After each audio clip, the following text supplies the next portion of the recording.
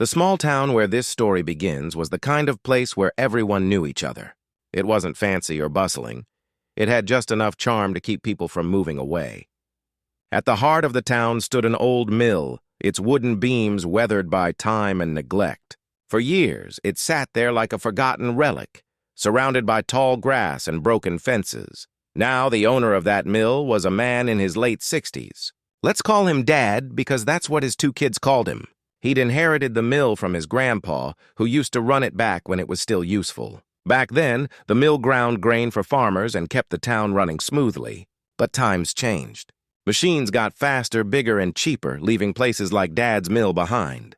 Over the years, it fell apart bit by bit until no one even bothered looking at it twice. Dad, though, couldn't let go. Every weekend, you could see him out there tinkering with rusted gears or sweeping leaves off the porch. His neighbors thought he was crazy. "Why waste your time on that?" they'd ask. Some were polite about it, but others weren't shy about mocking him. They said things like, "You squandered everything on that dump," or "Sell it already and do something worthwhile." Even his own kids didn't understand why he cared so much. To them, the mill seemed like nothing more than a big pile of junk. But Dad believed in it. He saw history in those walls, stories in every crack and stain. He remembered hearing tales from his grandpa about how important the mill had been to their family and to the whole town. Those stories stuck with him, even if nobody else cared anymore. One day, the town held a meeting to talk about the future of the mill. A group of business people wanted to tear it down and build a parking lot instead. When Dad heard about it, he knew he had to speak up. So, during the meeting, while everyone else argued about money and convenience, Dad stood up and said, "This isn't just some old building. This is part of our history." At first, people listened politely. Then someone laughed. And then another person joined in. Soon, the whole room erupted into laughter. One guy shouted, "History? That thing's falling apart." Another added, "Yeah, good luck making anything out of that." Dad felt his cheeks burn, but he didn't back down. He told them he'd prove them wrong, that the mill still mattered. That night, as he drove home, Dad wondered if maybe they were right. Maybe the mill really was beyond saving. But deep down, he knew something else. If he gave up now, he'd regret it forever. So, the next morning, he grabbed his toolbox and headed back to the mill, ready to fix whatever he could. Meanwhile, his kids started noticing how much effort Dad was putting into the mill. They weren't exactly excited about it, but they decided to check it out one weekend, just to see what all the fuss was about. Little did they know, their visit would change everything. When they arrived, the mill looked exactly as bad as they'd imagined. The roof sagged in places, windows were shattered, and vines crawled up the sides of the building. Inside, dust covered everything, and the air smelled musty. Still, Dad greeted them with a grin. "Thought you might come someday," he joked. As they wandered through the rooms, poking around half-heartedly, one of the kids noticed something unusual under a pile of debris. It looked like a small wooden chest, almost completely buried. Curious, they pulled it free and opened it together. Inside, they found stacks of yellowed papers, strange maps, and metal plates with weird symbols etched onto them. Dad's eyes widened as he examined the contents. "These," he murmured, "these are codes. Old ones used by settlers to mark treasures." "Treasures?" the kids echoed, suddenly more interested. Dad nodded. According to legend, a rich merchant once hid gold and valuable stuff around here before disappearing. Nobody ever found it, but these clues might lead us to it. For the first time, the kids felt a spark of excitement. Could it be true? Was there really treasure hidden somewhere in the mill, or was Dad just dreaming again? They spent hours poring over the documents, trying to make sense of the symbols and maps. Slowly, piece by piece, they began piecing together a plan. Each discovery brought new questions, but also hints of possibility. By the end of the day, the three of them stood in the dusty mill, staring at each other with wide eyes. "What if we're on to something big?" one of the kids finally asked. Dad smiled, his face lighting up with hope. "We'll find out," he replied. And with that, their adventure truly began. The next few weeks were filled with excitement and hard work. After finding the mysterious wooden chest, the three of them dove headfirst into figuring out what it all meant. Dad spent hours poring over old town records at the library, searching for any mention of the merchant or the symbols they'd found. His kids helped, too, using their phones to look up similar codes online and comparing notes. At first, it felt like solving a puzzle that had no end. The maps were faded and torn, making it tough to read where they pointed. Some of the symbols looked like stars or moons, while others resembled strange animals or plants. They weren't sure if these were clues or just random designs, but every little discovery kept them going. One evening, as they sat around the kitchen table covered in papers and books, one of the kids noticed something interesting. "Hey, look at this!" they exclaimed, pointing to a symbol shaped like a spiral. "It's on almost every map we've got." Dad leaned closer, squinting at the paper. "That's not random," he said thoughtfully. Back in the day, settlers used spirals to mark places underground, like caves or tunnels. "Underground?" the other kid repeated, eyes widening. "You mean there could be something buried beneath the mill?" "It's possible," Dad replied, his voice tinged with excitement. "Let's keep digging." And so they did. Over the following days, they scoured the mill for anything else unusual. One afternoon, while clearing out a dusty corner of the basement, one of the kids stumbled upon a loose brick in the wall. It wiggled when they touched it, revealing a tiny hollow space behind it. Inside was another metal plate, this one engraved with even more symbols. "This is getting weirdly exciting," the kid muttered, holding up the plate for everyone to see. Dad grinned. "We're onto something. These plates must connect somehow. If we can decode them, we'll know exactly where to look." They worked tirelessly, matching symbols from the chest to the ones on the new plate. Slowly, a pattern emerged. Certain shapes appeared repeatedly, forming what seemed like directions. North, south, east, west, it all started coming together. But then came the challenge, translating those directions into real-world locations. The mill itself was huge, with multiple floors and hidden nooks. Where should they start? Dad suggested focusing on areas that hadn't been disturbed in years, places where treasure might still be waiting. So armed with flashlights and shovels, they set off to explore.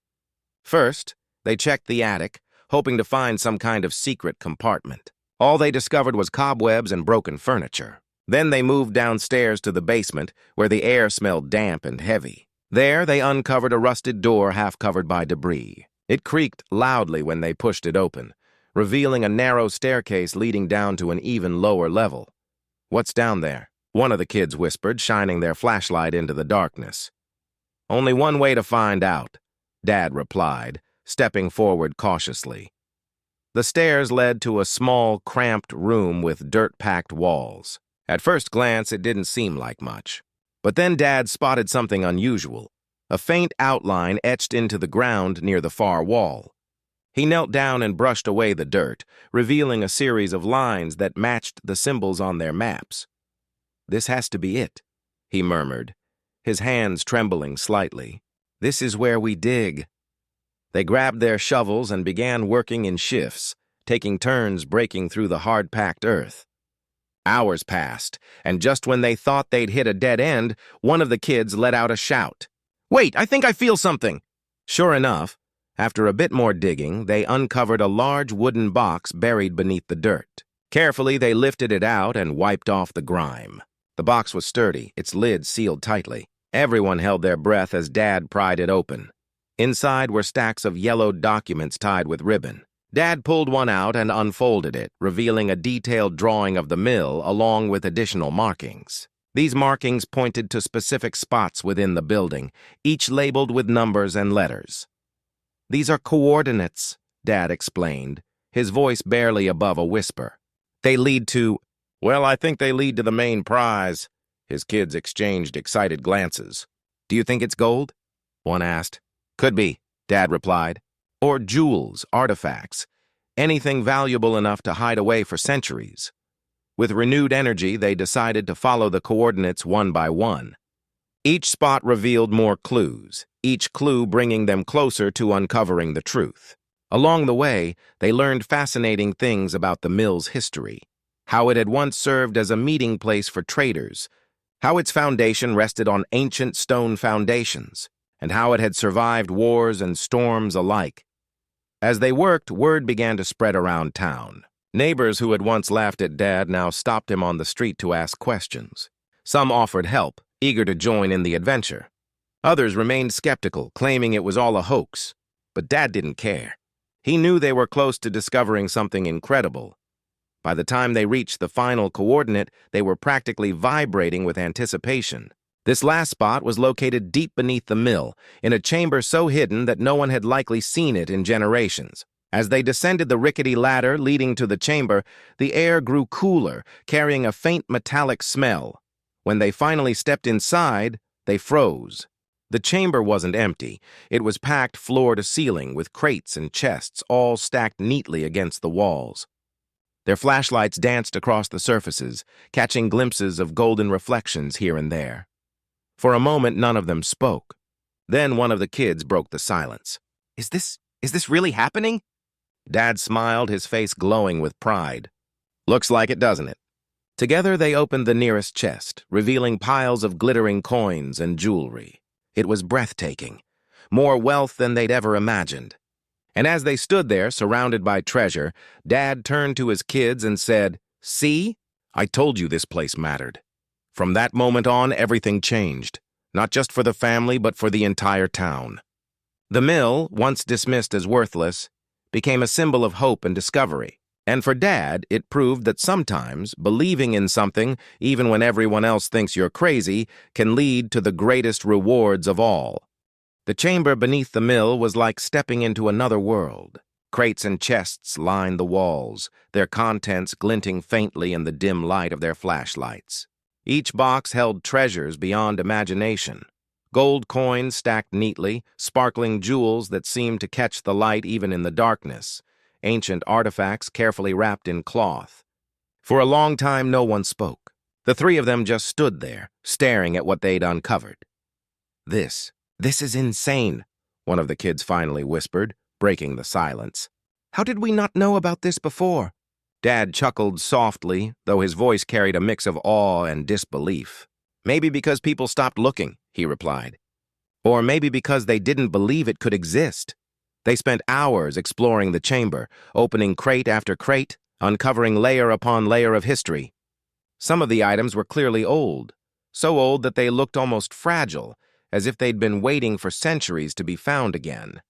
Others seemed newer, perhaps added by someone who'd come back to hide more treasure over time. Each discovery brought fresh excitement, but also new questions. Who had left all this here? Why had they hidden it so well? And why hadn't anyone else ever found it? By the time they climbed back up to the surface, dawn was breaking outside. The sky painted itself in shades of orange and pink, and the air smelled fresh after the musty confines of the underground chamber. Exhausted but exhilarated, they sat on the steps leading into the mill, trying to process everything they'd seen. "What do we do now?" one of the kids asked, turning to Dad. It wasn't meant to pressure him. It was more curiosity than anything else. They knew this was bigger than just finding treasure. It was about deciding what to do with it. Dad thought for a moment, rubbing his chin absently. "First, we need to figure out how much is down there," he said slowly. "And then, I think we should share it. Not all of it, but enough to make a difference." "Share it," the other kid echoed, raising an eyebrow. "With who?" "With the town," Dad replied firmly. "This place belongs to everyone here. If it weren't for this mill, none of us would have stumbled onto this treasure. So, it only makes sense to give something back." His kids nodded slowly, understanding dawning on their faces. It made sense when they thought about it. The mill had always been part of the community, even when it seemed forgotten. Now, it had the chance to bring the town together again. Over the next few days, they worked tirelessly to catalog the treasure. It wasn't easy. Some of the items needed special care to avoid damage, and others required research to determine their true value. Dad reached out to experts from nearby cities, historians, archaeologists, and appraisers, to help them understand exactly what they'd discovered. Slowly, a clearer picture emerged. The estimated worth of the treasure topped $100 million, a number so large it felt almost unreal. As news of the discovery spread, reactions varied wildly. Some neighbors congratulated Dad and his family, expressing genuine joy at the good fortune. Others, though, weren't so kind. A few people accused them of making it all up, claiming the whole thing was a scam designed to get attention. There were whispers, too, about greed, about selling the treasure and leaving town forever. But Dad stayed calm through it all. He reminded himself and his kids that not everyone would understand or approve. What mattered most was doing the right thing. So, instead of hoarding the treasure, they began planning ways to use it responsibly. One idea quickly gained traction: restoring the mill.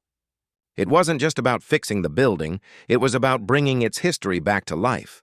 Dad envisioned turning it into a museum, showcasing both the newly discovered treasure and the stories of those who'd built and worked in the mill generations ago. His kids loved the idea immediately. To them, it felt like honoring the past while creating something meaningful for the future. They hired local workers to help with the restoration, giving jobs to people who really needed them.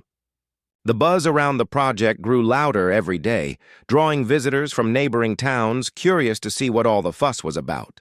Tourists started showing up, eager to hear the story of the forgotten mill and its incredible secret. Money poured into the local economy, revitalizing businesses that had struggled for years. Through it all, Dad remained humble. He never boasted about the treasure or acted like he'd won a lottery. Instead, he focused on making sure the mill became a place where everyone felt welcome. School groups visited regularly, learning about the area's rich history. Families came on weekends, marveling at exhibits filled with artifacts pulled straight from the underground chamber. Even skeptics eventually softened, realizing that the Carters truly cared about sharing the wealth, not just financially but culturally. Of course, challenges arose along the way. Restoring such a massive structure took longer and cost more than anyone expected. There were disagreements over design choices and budget allocations. At times, tempers flared and patience wore thin. But through it all, Dad kept reminding everyone why they'd started this journey in the first place. This isn't just about money, he told his kids one evening as they watched workers put the finishing touches on the main hall. It's about remembering who we are, about preserving our roots so future generations can learn from them. His words struck a chord. Both kids realized how lucky they were to be part of something so meaningful. They saw firsthand how one person's determination and a little bit of luck could change lives. And they understood that sometimes the greatest treasures aren't gold or jewels, but the connections we build and the legacies we leave behind. As the grand opening of the restored mill approached, anticipation ran high. Invitations went out to everyone in town, including those who'd once mocked Dad for clinging to his dream.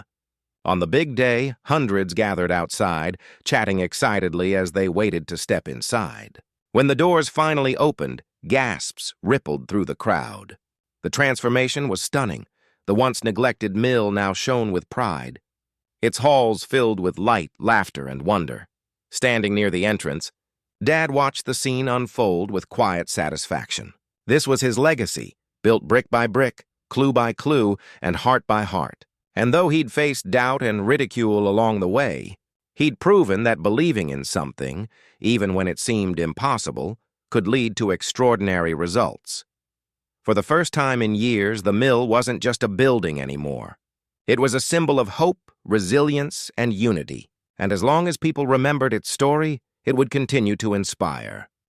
The grand opening of the restored mill turned out to be everything Dad had hoped for, and more. People streamed through the doors all day, their faces lighting up as they explored the exhibits. Some marveled at the glittering treasures uncovered in the underground chamber. Others lingered over displays telling the story of the mill and its role in the town's history. Kids ran from room to room, pointing out their favorite artifacts while parents snapped photos to remember the moment. But the real magic happened when visitors started sharing their own stories about the mill. An elderly man stopped by the main hall and told Dad how his father used to work there decades ago, grinding grain late into the night. A woman in her 40s showed off a faded photograph of herself as a child, standing outside the same building during a school field trip. Even younger folks chimed in, talking about how much they'd always loved hearing tales of the old days, even if they hadn't believed half of them. For Dad, these moments were priceless. He'd spent years caring for the mill, often alone. even when it seemed like no one else cared. Now, seeing so many people connect with its history made every effort worthwhile. "This is why we did it," he whispered to his kids later that evening as they stood together watching the last visitors leave. "It's not just about the treasure, it's about bringing people together." As the days passed, interest in the mill didn't fade. Instead, it grew stronger. Local schools began organizing regular trips, turning the museum into a classroom where students could learn hands-on about the past. Families visited on weekends, treating it almost like a park or community center. And tourists kept coming, drawn by stories of the hidden treasure and the family who'd found it. Of course, managing all this attention wasn't easy. Running a museum required skills none of them had initially possessed. Booking tours, maintaining exhibits, handling finances. At first, Dad tried doing most of it himself, but soon realized he needed help. That's when he reached out to the community again, hiring locals to assist with everything from guiding tours to restoring damaged artifacts. Jobs opened up, giving people opportunities they hadn't expected. The ripple effect spread further than anyone anticipated. One young couple, struggling financially after losing their business during tough times, found new hope working at the mill. They started small, cleaning floors and organizing storage rooms, but quickly proved themselves capable of much more. Within months, they'd taken charge of designing interactive exhibits that brought history to life for younger audiences. Watching them thrive filled Dad with pride. He knew he'd done more than save a building. He'd helped rebuild lives. Meanwhile, his kids discovered their own passions along the way. One became fascinated by archaeology, spending hours researching similar discoveries around the world. They dreamed of traveling someday, uncovering other long-lost treasures buried beneath forgotten places. The other leaned toward preservation, learning techniques to protect fragile artifacts and teach others how to care for historical items properly. Both felt grateful for the adventure that had started in the dusty corners of the mill, yet challenges remained. Not everyone embraced the changes happening in town. A few grumbled about parking becoming harder near the mill or complained about prices rising due to increased tourism. Some still doubted the authenticity of the treasure, spreading rumors despite evidence proving otherwise. But Dad handled each issue calmly, listening patiently before offering solutions. He understood skepticism. It came with any big change, but refused to let negativity overshadow progress. One afternoon, as he sat in the library reviewing old documents, a visitor approached him hesitantly. "Excuse me," she said softly, clutching a worn notebook. "I heard you're interested in the mill's history. My grandfather worked here when he was young, and he left behind some notes I thought might interest you." Dad smiled warmly, taking the notebook gently in his hands. "Thank you," he replied sincerely. "Every piece of the puzzle helps us understand better."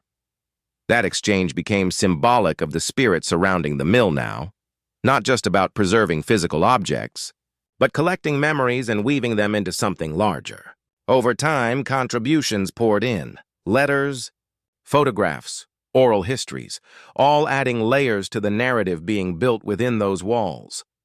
And yet, amidst all the activity, Dad never lost sight of what mattered most. On quiet evenings, when the crowds dispersed and the lights dimmed, he'd walk through the empty halls alone, running his fingers along wooden beams scarred by years of use. Each mark reminded him of the people who'd once labored here, whose sweat and dreams had shaped the place. It humbled him, reinforcing the belief that saving the mill wasn't selfish. It was paying respect to those who'd come before. His kids noticed the shift in him, too.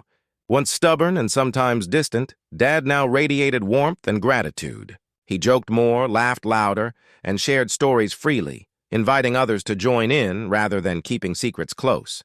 They saw him grow into someone who truly understood the meaning of legacy, not leaving behind riches, but creating connections strong enough to last generations. Months turned into years, and the mill continued thriving. Exhibits expanded, drawing international visitors curious about the mysterious merchant and his hidden wealth. Educational programs flourished, teaching children and adults alike about the importance of history and preservation. Even critics softened, admitting the transformation had been remarkable. Through it all, Dad remained grounded. He celebrated successes but avoided headlines, preferring instead to focus on what came next. Plans emerged to restore other neglected landmarks around town, inspired by the mill's revival. Volunteers stepped forward, eager to contribute their time and talents. Slowly, the entire community began changing, not because of money, but because of collective effort and shared purpose. On particularly busy days, Dad would step outside onto the porch overlooking the grounds, watching families pose for pictures beside the mill's towering structure. Sometimes he'd catch sight of someone laughing, pointing at an exhibit window, or whispering secrets to a friend. Those moments reminded him why he'd fought so hard, to give others a chance to experience wonder, to feel connected to something bigger than themselves. "You know," he said one evening to his kids, leaning against the railing as twilight painted the sky orange, "I think the real treasure wasn't gold or jewels. It was finding each other again, finding our roots, finding a reason to keep going." His kids nodded silently, knowing he was right. Together they watched the horizon glow faintly, feeling content in the knowledge that their journey wasn't over. It had only just begun. Time passed quickly after the mill's transformation. What had once been a crumbling relic became a vibrant hub of activity, a place where people gathered to learn, share stories, and celebrate their shared history. Dad often reflected on how far they'd come since those early days when the town mocked him for caring about the old building. Now, instead of laughter at his expense, he heard applause for what he and his family had achieved. One morning, as Dad sat in the main hall sipping coffee, a young boy approached him hesitantly. The child clutched a notebook filled with sketches of the mill and its exhibits. "Are you the one who found the treasure?" the boy asked, eyes wide with curiosity. Dad chuckled softly, setting down his cup. "We all did," he replied gently. "It wasn't just me or my kids, it was everyone who believed in this place." The boy beamed, clearly thrilled by the answer. He stayed a while, asking questions and listening intently as Dad recounted tales of the discovery. Watching them together reminded Dad of why he'd worked so hard, not just to uncover riches but to inspire others, especially younger generations, to appreciate their heritage. Such moments became increasingly common as word spread about the mill. Teachers brought students from neighboring towns, eager to show them how history could come alive through tangible artifacts and personal stories. Families returned again and again, bringing friends and relatives to experience the magic firsthand. Even skeptics who doubted the authenticity of the treasure now admitted it was real and impressive. But the impact extended far beyond the walls of the museum. Inspired by the mill's success, other communities began restoring their own forgotten landmarks. Dad received letters and emails from across the country, thanking him for showing that preservation didn't have to mean losing modern convenience. Instead, it could bridge past and present, creating something valuable for everyone. His kids, meanwhile, pursued paths sparked by their experiences. One traveled extensively, collaborating with archaeologists on digs around the world. They dreamed of discovering more hidden treasures, each find adding another chapter to humanity's story. The other focused locally, helping smaller museums develop interactive programs that engaged visitors of all ages. Both remained deeply connected to the mill, visiting regularly to ensure it stayed true to its mission. As years went by, the mill evolved too. New exhibits opened, showcasing not only the original treasure but also contributions from the community. A display featured tools used by farmers whose grain had once been processed there. Another highlighted photographs of workers during the mill's heyday, capturing smiles and struggles alike. These additions made the museum feel less like a collection of relics and more like a living testament to the town's spirit. Financially, the treasure allowed the family to give back in ways they'd never imagined. Scholarships were established for local students interested in history, archaeology, or preservation. Grants supported environmental initiatives aimed at protecting natural landmarks nearby, and donations helped fund projects designed to revitalize other struggling areas within the town. Despite these accomplishments, Dad remained humble. He avoided interviews whenever possible, preferring to let the mill speak for itself. When pressed, he always insisted the real heroes were the people who'd supported the project along the way. Neighbors who offered advice, workers who put in long hours and visitors whose enthusiasm kept the energy alive. Still, some recognition was inevitable. Awards poured in recognizing the mill's contribution to cultural preservation. Articles appeared in newspapers and magazines, praising the Carters for proving that dreams rooted in passion and perseverance could change lives. Through it all, Dad stayed grounded, reminding himself, and anyone who would listen, that success wasn't measured in awards or attention, but in connections formed and lives touched. On quiet mornings, before the crowds arrived, Dad walked through the empty halls, pausing occasionally to admire an exhibit or read a visitor's comment left in the guest book. Each note brought a smile to his face, whether it expressed gratitude, awe, or simply excitement at having discovered something new. One message stood out in particular. "Thank you for showing us that even forgotten places can hold incredible stories." That sentiment echoed Dad's philosophy perfectly. To him, the mill wasn't just bricks and mortar. It was a symbol of possibility, proof that sometimes the most unlikely things held the greatest potential. It taught lessons about patience, resilience, and faith in oneself, even when others doubted. The kids noticed changes in their father over time. Once prone to frustration and occasional bitterness, he now radiated contentment. His laugh came easier, his smile wider. They saw him embrace challenges with optimism rather than fear, confident that solutions existed if they looked hard enough. Most importantly, they realized he'd found purpose, not just in saving the mill, but in inspiring others to see value in their own histories. By the time the 5th anniversary rolled around, the mill had become unrecognizable compared to its former state. Its grounds buzzed with activity, hosting events ranging from historical reenactments to art shows featuring local talent. Partnerships flourished with schools, libraries, and other organizations, ensuring education remained central to its mission. And though the initial thrill of discovering treasure had faded somewhat, the sense of accomplishment lingered strongly.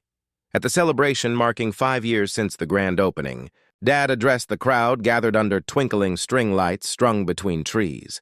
"When I first stood here," he began, gesturing toward the mill behind him, "many of you thought I was crazy for wanting to save it. And maybe I was. But I knew one thing for sure. This place mattered. Not because of what it looked like then, but because of what it could become." He paused, letting the words sink in. Then he continued, "Today, we've proven that even something broken can be mended, that even something forgotten can be remembered, and that even something small can make a big difference if enough people care." Applause erupted, heartfelt and sustained. As Dad stepped back, blending into the crowd, he felt a profound sense of peace. The journey hadn't been easy, but every step, every struggle and triumph had led to this moment. Looking around at smiling faces illuminated by soft light, he understood fully that the true treasure lay not in gold or jewels, but in the bonds created, the lessons learned, and the legacy built. For Dad and his family, the adventure wasn't truly over. There were still stories waiting to be told, mysteries yet unsolved, and hearts ready to be inspired. But no matter where life took them next, they carried the mill's spirit close, a reminder that belief, effort, and teamwork could turn even the most unlikely dreams into reality, and perhaps that was the greatest treasure of all,